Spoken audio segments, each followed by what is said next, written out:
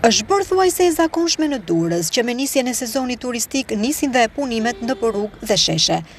Në prag të këtij sezoni turistik, në hyrje të urës së Dajlanit po kryen punime. Rruga në mes është hapur dhe mjetet shihet që punojnë në teren. Ndonë se nuk është vendosur në një tabelë informuese rreth këtyre punimeve, mësohet se kemi të bëjmë me vendosjen e një tombine për të shmangur përmbytjet në zonë. Ajo që është për të vlerësuar është fakti se kryet një punë që do të shpëtojë një nga problematikat e kësaj zone, ku sa herë që ka rreshi shiu, vendi pra stacionit të autobusit urban mbushet plot me ujë. Problematik është fakti se përse zgjidhet pikërisht kjo periudhë për të kryer punime në zonë.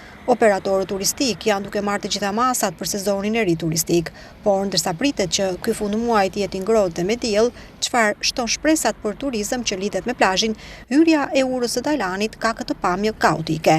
Punime që kryen dhe për këtë nuk informohet askush.